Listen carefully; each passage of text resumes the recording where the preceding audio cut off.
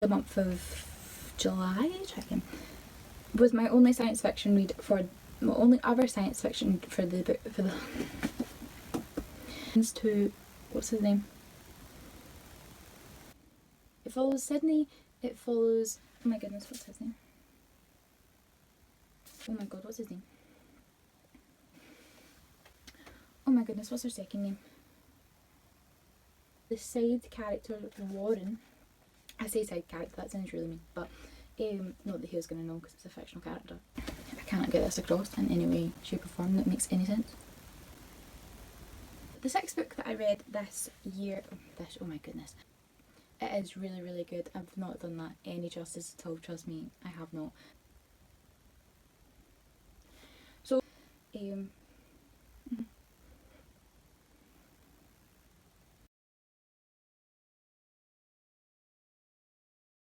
hey guys, welcome back to my channel. So today we are doing my July wrap-up video, and July for me was a very, very good reading month. I ended up reading 20 books in July.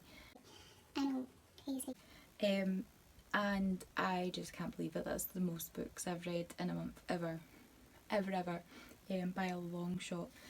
So yeah, I read 20 books in July. Now most of them were contemporary reads. Actually 18 out of the 20 were contemporary reads, and the reason why most of them are contemporary is because I prefer to read that genre in the months of like summertime, so from like May till maybe like Halloween sort of time. I prefer to read those sort of books because I get through them a lot quicker, and B, I feel like I've read fantasy for the rest of the year. I really like to kind of chop down on my contemporary TBR, and one of the things that I have noticed, because I made a TBR spread in my bullet journal, was that I have too many books on my TBR.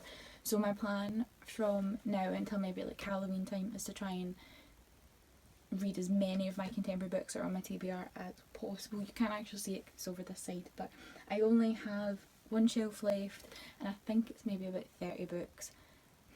I know, it's a lot of books. It's a lot of books. You should see my fantasy TBR. It's even worse. So that was my plan for this month, and clearly I've done not too bad at it considering I've read 18 that were on the shelf. So I'm really proud about that. So yeah, so my July book stats for this month are that I read 20 books in total. That was 7,590 pages altogether. Crazy. I had 10 5-star reads.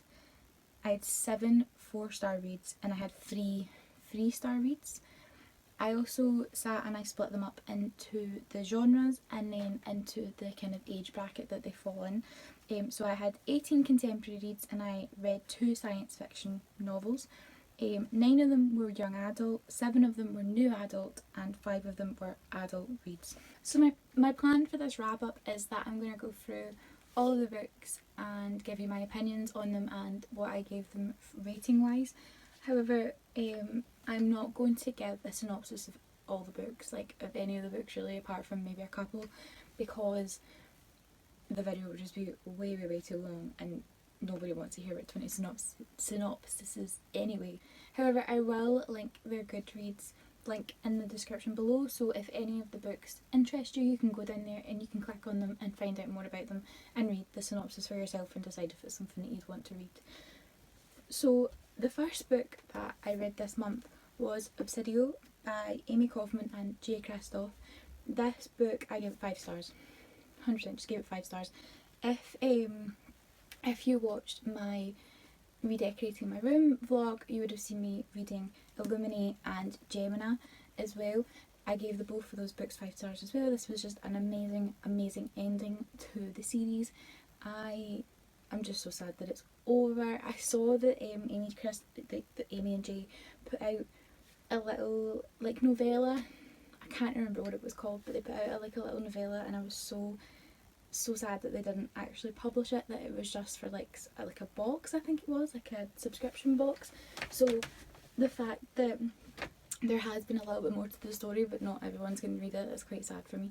But no, the ending of the story was just kick-ass. It was non-stop, packed with just so much action and so much intense like scenes, and there's moments when you're like, oh my goodness, like no, and your heart's in your throat, and it was just so good, and such a good ending to the series. And I would love to read books like this again if they.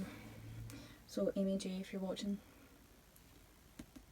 make it like a 6-book series or something like that, please. Like, come on, that's all we ask. So yeah, so I gave this book 5 stars. Obviously, this was my first 5-star read of the month, and it just was great. It was really good. My second read of the month was I actually read this in the wrong order. So when I decided after finishing Obsidio, that I was going to start like cutting down on my contemporary TBR, I really wanted to read a Colleen Hoover book, because everyone on like Bookstagram has been raving about Colleen Hoover ever since I started on there, and I've just never picked up one of her books. I've had some on my shelves, but I've never actually picked any of them up. So I decided that I think I had like 3 on my shelves before it was my birthday, so I had like lots of Amazon vouchers and stuff like that, and I ended up ordering most of her books through them. But so I decided to pick up one of the books on my shelf which I had, which was Finding Cinderella. Now I realise that this is like a companion like novella to the Losing Hope, or the Hopeless. No, it's not the Hopeless, is it? Yes, it is. It's actually a novella, like companion novel to the Hopeless duology, and you're supposed to read this after you've read Hopeless and Losing Hope. I didn't realise that, so I looked it up on Goodreads and it said it was a novel. The way I read it was that it was a novel by itself. So I thought, oh, I'll just go in kind of easy, nice and small. It means if I don't like her writing, then at least I'm not wasting too much time because it's a nice small book. I flew through this book in like 2 hours or something like that. It was such a good book. I love Colleen Hoover's writing. It just flows, and it's that right amount of simple like romance. Like it's so hard to explain. It's dead hard to explain unless you read them, and I don't want to give anything away either because it is just such a good wee book. After reading the Hopeless duology this month as well, it all fits into place, and I actually really liked the way that this story worked out. Again, she just has twists and turns that you don't expect, and it's just, the characters are just so well thought out, and I just really enjoyed this book. I gave this book 5 stars.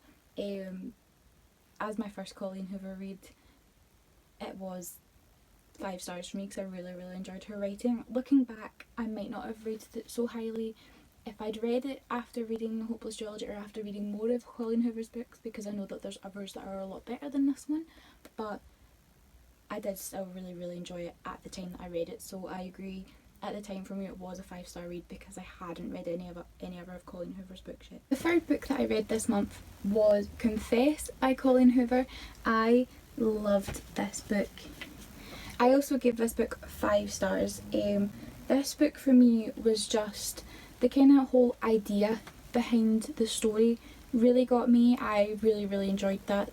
The whole, even just the idea of the art gallery where people would put their confessions into their like the deepest, darkest, or like most biggest secrets and confess them to this artist, and then he could make a painting from it, from whatever he takes from that confession. I even just like that aspect of it, like the romance on it, and it was just another story. But it was just that little nugget of the story really I really enjoyed that part, reading that and seeing in the book as well. There are, I don't know if you'll be able to see it, but in the book as well they've put in the paintings along with the confessions. If she's read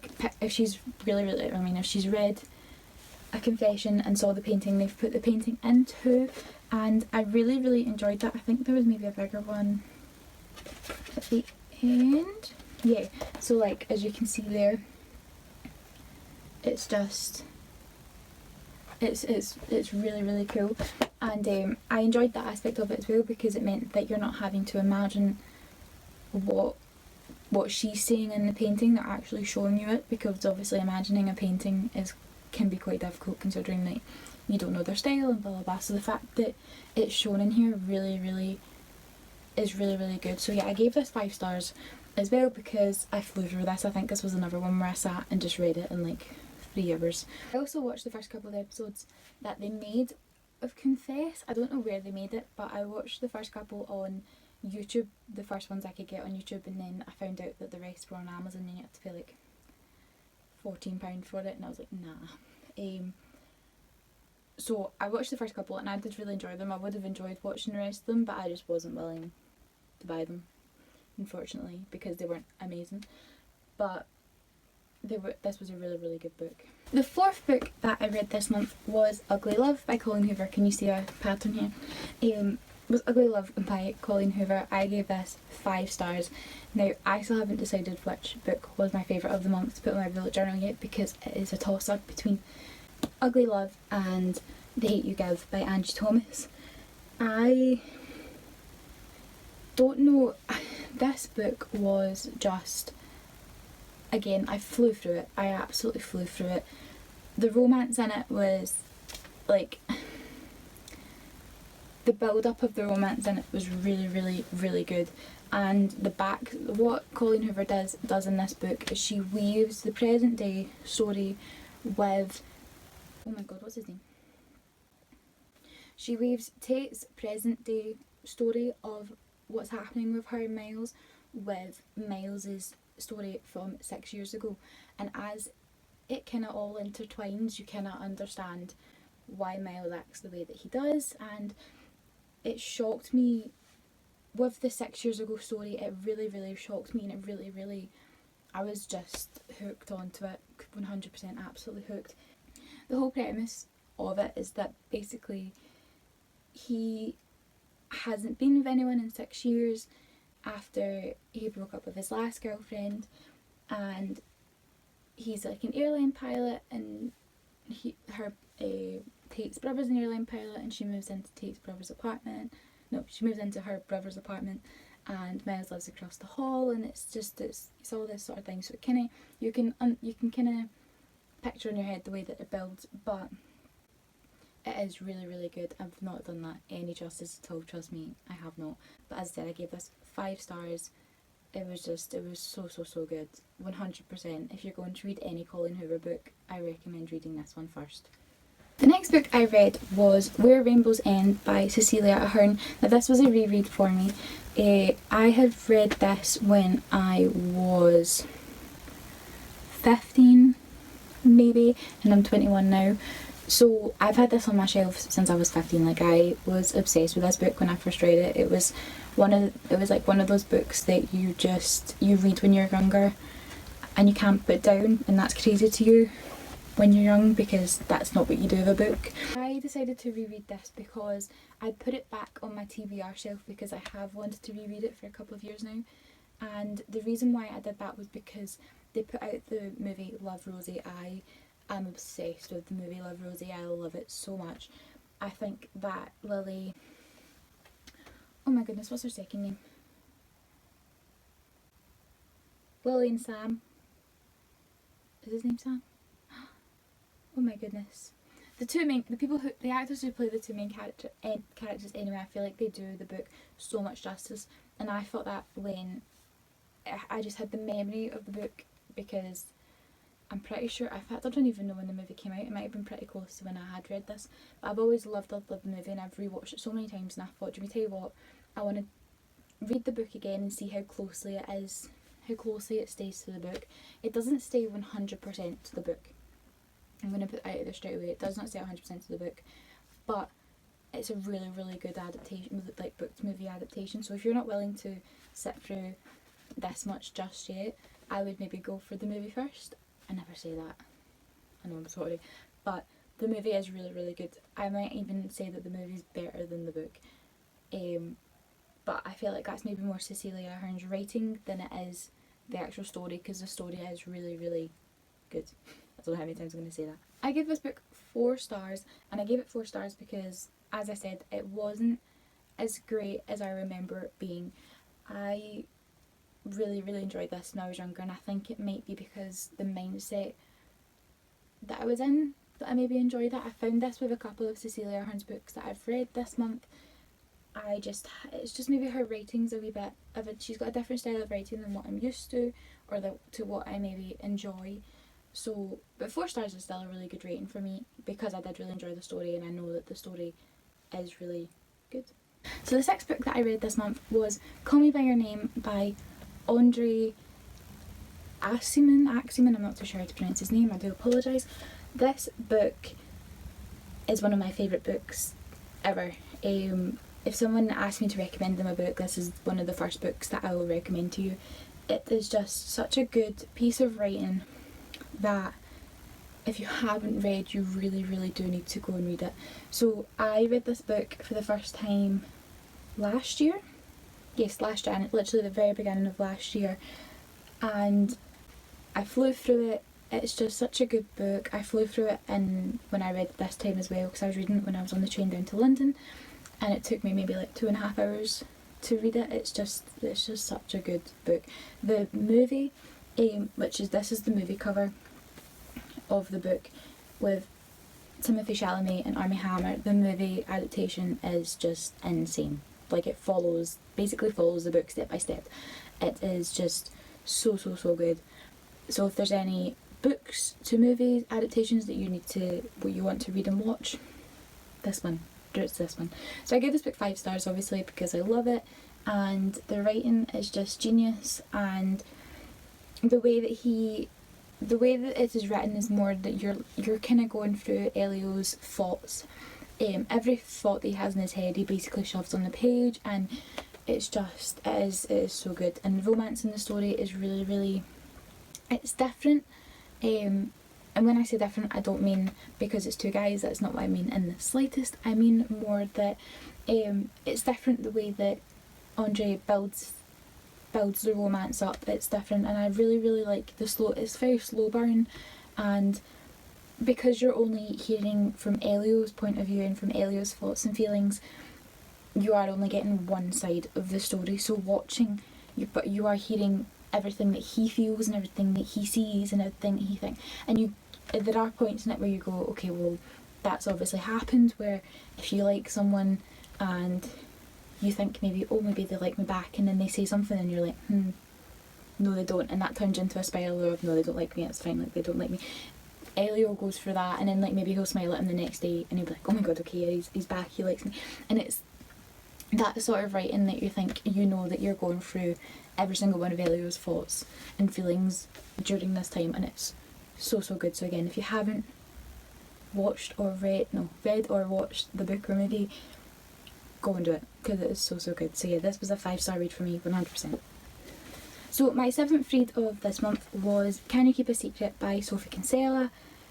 Now, this wasn't the greatest book for me, I'll be completely honest. I enjoyed the storyline to some degree, but I just felt like it was a very rushed story. I feel like it was just a bit random, and I can understand why people like it. If that's what you read all the time, then I completely understand, because I really enjoy my fantasies where there's lots of world building and this.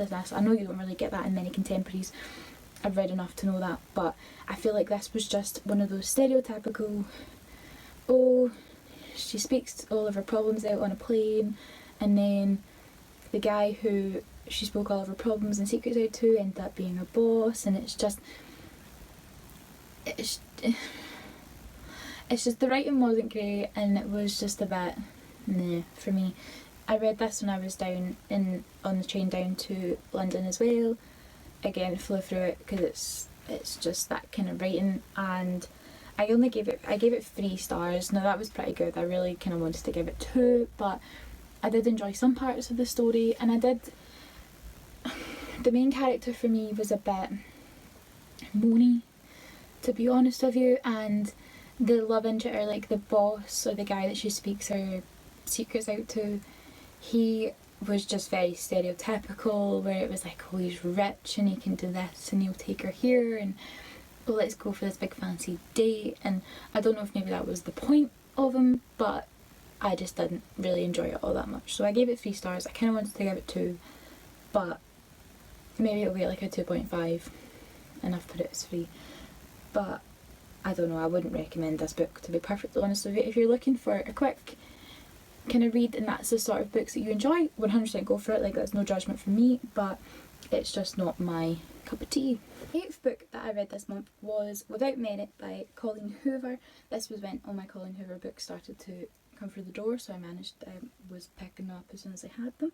This book I gave 4 stars. I really enjoyed it.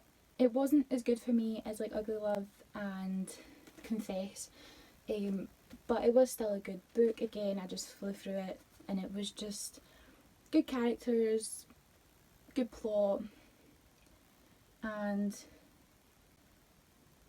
there's not really much else to say. I did really enjoy the sort of again, it was very slow building up romance, and the characters in it were really, really interesting, and I really enjoyed that too. So yeah, 4 stars. So the 9th, 10th and 11th book that I read this month was the Maybe Someday series by Colleen Hoover, which is Maybe Someday, Maybe Not, which is a novella, and Maybe Now, which is a whole novel. I gave Maybe Someday and Maybe Not 4 stars, and I gave Maybe Now 5 stars. These stories follow the same sort of 3 to 6 sort of characters. Again, really, really enjoyable story. One of the main characters in this book is deaf, and I really enjoyed the whole communication side to it. And the main character's deaf, but he writes music, and the point of view that it's written from our other main character, Sydney. It's fun to see the way that they communicate between each other and all that sort of stuff, and all the things that go on with that sort of relationship, because I've never read about a relationship where one character's deaf and one character's not. I've never read about that ever. So it was really, really interesting to read that point of view. But this book was just, again, a fun, quick, easy read that was just really, really enjoyable. I gave this one 4 stars because it was great. I just didn't really think it was a 5-star read 100%, but it was still really, really good, and I really, really enjoyed it. Same with Maybe Not. This is just a nice wee small novella. It follows the side character Warden. I say side character, that sounds really mean, but not that he was going to know because it's a fictional character. But it follows the side character Warden and his attempts at getting together with a new girl roommate before this book happens. So it's actually like a prequel sort of thing, and it was really enjoyable. I gave this one 4 stars. It was nice to read from Warren's point of view as well. That was a lot of fun. And then Maybe Now, it follows Sydney, it follows Ridge. So Sydney and Ridge are the 2 characters that we follow in this book. It follows Warren and it follows Bridget, which are the 2 characters in this book. And then we follow Maggie, who is Ridge's ex. And it follows Maggie and it follows Ridge and it follows Sydney, and it's just it's a lot of characters, and it ends up being that I give this book 5 stars because I really, really enjoyed the way that things were handled in this book and the kind of premise of it as well, and it was really, really enjoyable. So I gave this one 5 stars. But this was I really enjoyed this wee series. It was a good, very quick read, and it was just very enjoyable. So we have 4 stars, 4 stars and 5 stars altogether. On my 12th read of this month is a bit of a rant, because I read this book because I read another Cecilia Ahern book this month as well, and I really, as I said, I enjoyed that story when I read it the first time. I enjoyed it when I read it the second time. It just wasn't as highly rated for me, and everyone raves about this story. And if people say, what movie do you want to watch if you want to cry, people will say this movie. And my mum loved this story when she read it as well, and all my friends that have read it have absolutely loved it and sobbed their hearts out. And that book is P.S. I Love You. Now, I read this in maybe like 2 days. I did not enjoy it at all. Like, don't get me wrong, like the story, again, I understand why people enjoy it and I understand why people find it sad, and the movie is sad. I sobbed my heart out of the movie, but the writing in this book was just so boring for me, like so boring. I feel like there was no way of it coming across as sad. I didn't feel like the emotions were fully expressed. I just don't understand how people can read this and cry. Like, genuinely don't understand how people can read this and cry, because the only sad part for me was the last letter that she gets from Jerry. When I read that letter, I could feel myself getting away, but maybe like, okay, that is sad, I understand. But it was the letter, it wasn't even the explanation of how she felt about reading the last letter, nothing like that. It was genuinely just the letter. And the only reason why it upset me was because I put myself into those shoes and I was like, okay, that would be an upsetting moment. I did not get the upsetting moment from the writing, from the main character in the slightest. Like, I gave this book, I think I gave it 3 stars, maybe 2 stars. I just did not enjoy it at all, and I'm so annoyed that it's kind of ruined the movie for me a wee bit, because it just was terrible. It just was absolutely terrible, and I don't recommend this. I don't recommend reading the book. I recommend watching the movie, because it's just the explanations, and I don't really want to go on about it anymore, because I just find it really boring. Really boring, and I'm glad I've read it now and I don't have to read it again, because now it's off my TBR and it will just be getting shoved up on the shelf, and that's where it will stay, because I'm never reading it again. But yeah, so 2 stars. I want to say 13th and 14th reads, but one that I don't know, were Hopeless and Losing Hope, again by Colleen Hoover. Now, these were the stories that I should have read before reading Finding Cinderella. I loved these books. The story in these books was just so heartbreaking, and just, it was just so, I'm just going to hold one of them. It was just so heartbreaking, and it just really, it pulled at my heartstrings, which is what I needed after reading the monstrosity of P.S. I Love You. The characters in this duology, you can just really connect with them, and you feel for them, and it took some twists and turns that I just did not expect in the slightest. So even on the front it says dark secrets, devastating truths, and all-consuming love. It just makes you want to keep reading. It's just one of those books where you read a page and you go, oh, I can't put this down, I can't put this down, I can't put this down. And it was the exact same with Losing Hope as well. They were both 5-star reads for me. If you're going to pick up a series by Colleen Hoover again, this is another good one. This is more of like a darker sort of contemporary. If you're looking for more like action, we'll say, if you're looking for more plot and more things like twists and turns, go for this series. And if you're looking for more cheese, romance, build up of romance, go for the Maybe Someday series. Like, genuinely, like these two books were just so good, and as I said, they were both 5-star reads for me, and I would gladly read them both again in a heartbeat, because they were amazing. The 15th book that I read this month was Me Before You by Jojo Moyes. I loved this book. This was 5 stars, sold my heart out, just so well written, and obviously I cannot speak on behalf of the issues that are affected, that are discussed in this story. I don't know if it is well written, and from that point of view, because I don't know, but from an outsider's point of view, I really enjoyed reading this story. The main character, Lou, was just so uplifting to read from her point of view. She was a very positive character, and it just was so lovely to read. I'm sure everybody knows what this book's about anyway, because as it says in the front, over 5 million copies have been sold worldwide. It just was amazing. I really enjoyed this. So again, I actually watched this movie before I read the book, because my friend was pestering me to watch the movie years ago, and I remember just sobbing my heart out at the movie, and it was the exact same with the book. And I feel like the book and the movie, again, it was a very good book to movie adaptation, where they followed quite closely to the book, and the movie portrayed the book in the way that it's supposed to.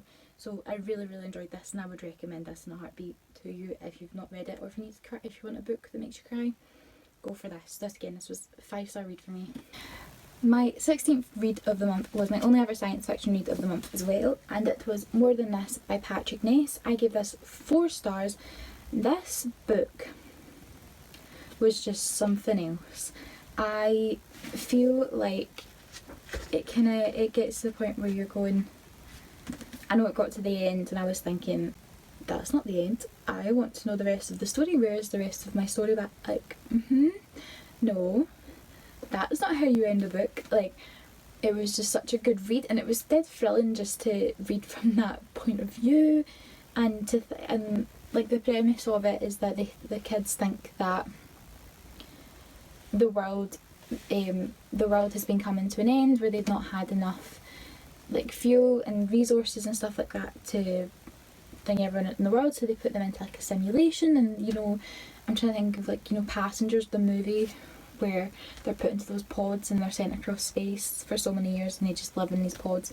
It's like that, except that their brain and their awareness is like sent into like a virtual reality world where they still live their life, but then the main character like wakes up from that, because he dies in his virtual reality life, but then wakes up in real life, and it's just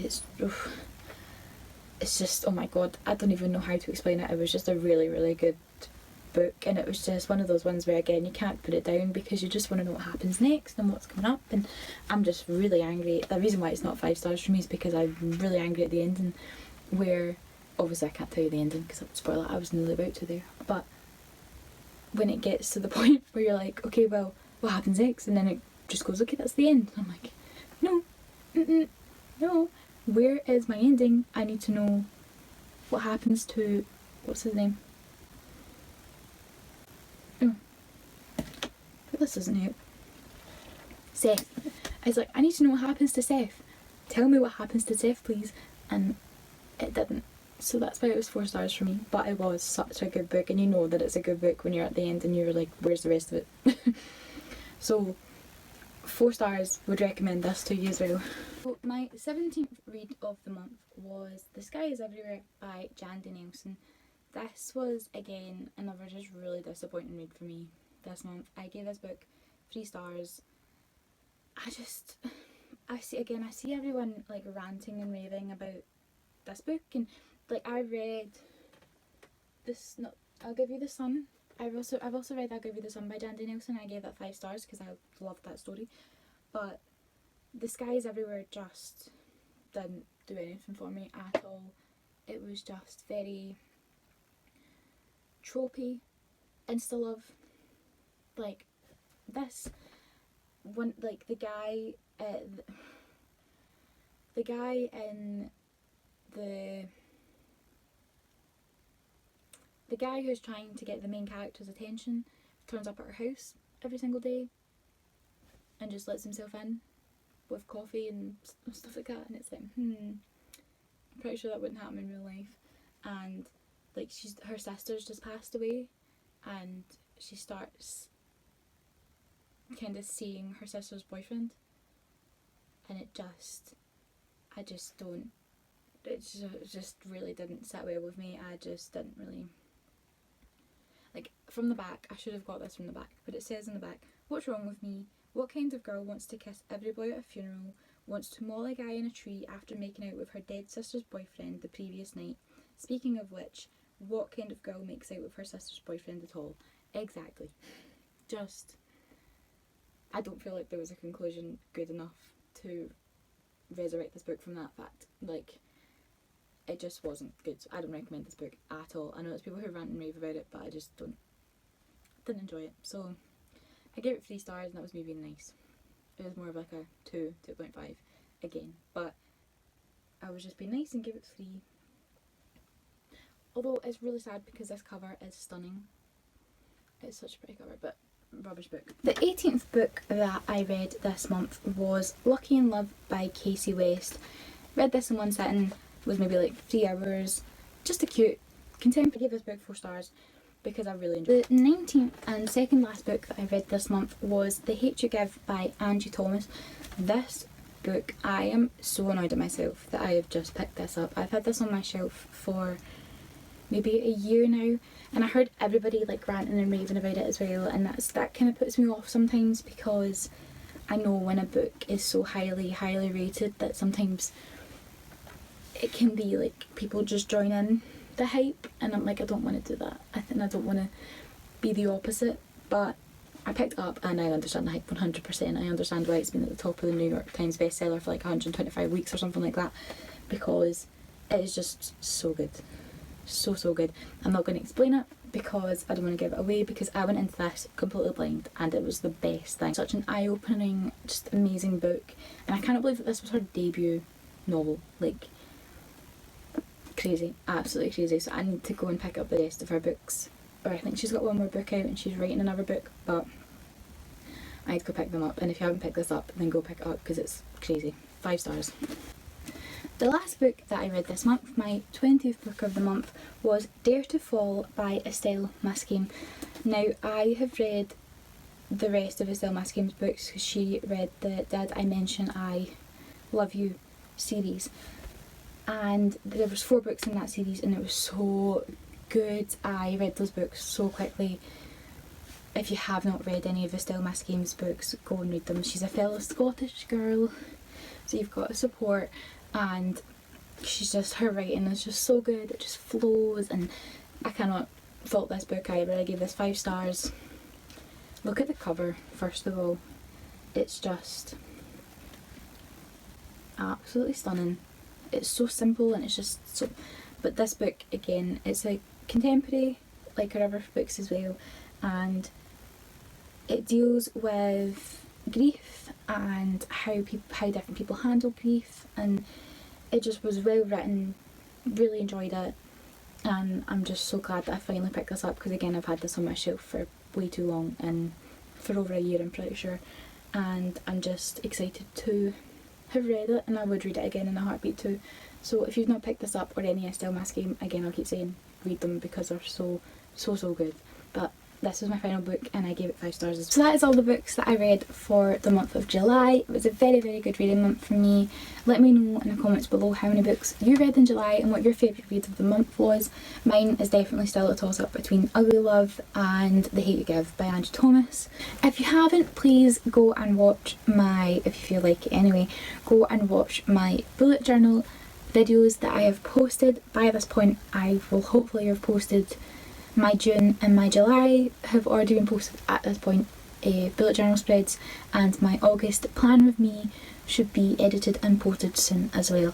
Thank you so much for watching. Please, if you're feeling generous, give this a subscribe and a like, and let me know in the comments below if there's anything specific that you'd like to see from my channel.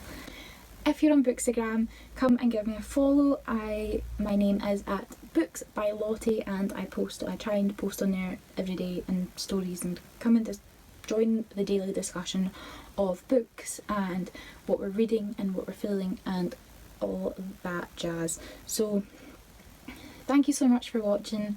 Hope you enjoyed. I'll see you next time.